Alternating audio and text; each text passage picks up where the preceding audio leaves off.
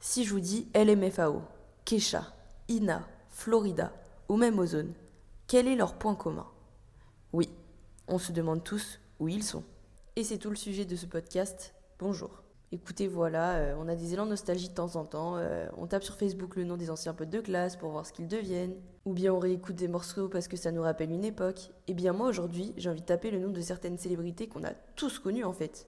On se pose plus trop de questions parce qu'en fait on ne les voit plus. Que ce soit positif ou négatif, c'est de la curiosité, on veut des news, ils datent. Pour cette fois, on commence par Kesha.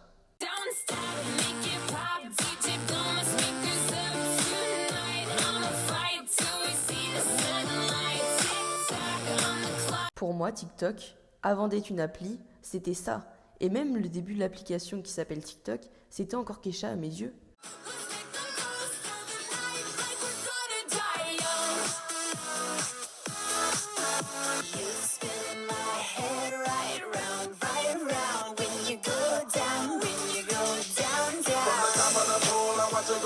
Donc tout d'abord déjà, il faut savoir que Kesha vient d'une famille modeste originaire d'Europe de l'Est. Peu à peu, dès son enfance, Kesha, elle va aimer suivre sa mère dans les studios d'enregistrement et va nourrir le rêve de faire le même métier qu'elle. Donc suite à ça, elle va faire la rencontre des producteurs, donc Dr Luxe et Max Martin, qui eux vont être convaincus de son potentiel. Donc les deux hommes vont la convaincre d'arrêter ses études pour se consacrer qu'à la musique.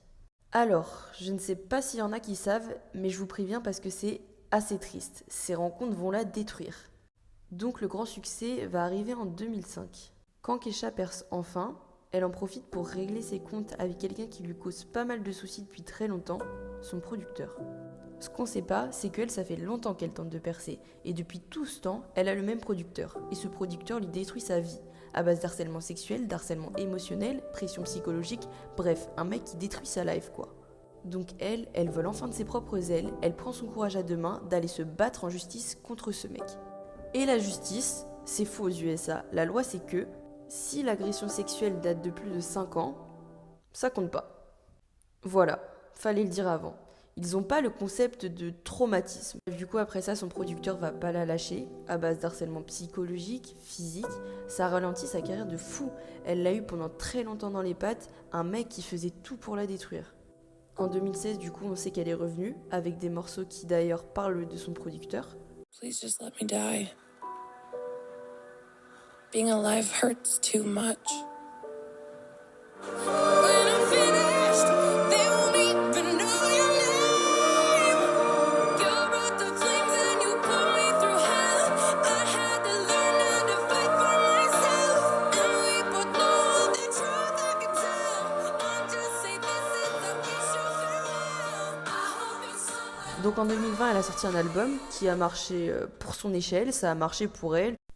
Vous allez voir, à un moment donné, on va parler de flop dans ce podcast, mais il y a un truc où on a trop normalisé que quelqu'un qui fait une bonne carrière, c'est obligatoirement quelqu'un qui est au top tout le long. Alors qu'en fait, c'est pas forcément ça, parce qu'il y a beaucoup plus de musiciens qui ont une carrière normale que de musiciens qui restent au top niveau. Donc pour elle, ça marche un peu, parce que pour son échelle, c'est bien, ça marche. Et maintenant, elle a un podcast sur le paranormal. Oui, ça n'a rien à voir, tu t'y attendais pas. Pourquoi pas, en vrai, moi je trouve ça cool. Elle a une émission, il y a des gens qui viennent, et puis ils échangent sur des sujets surnaturels. Voilà, c'était Kesha. Ça faisait longtemps qu'on n'avait pas eu des nouvelles d'elle. Je suis très contente de savoir qu'elle s'est reconvertie dans des trucs qui lui font plaisir. Merci à tous d'avoir écouté ce podcast, j'espère que ça vous a plu. C'était Podstar, un podcast YouTube original présenté par Candy Châtel. Et puis nous on se retrouve tous les lundis, n'hésitez surtout pas à mettre un like si ce podcast vous a plu, et à vous abonner pour ne rien rater. Bisous à tous!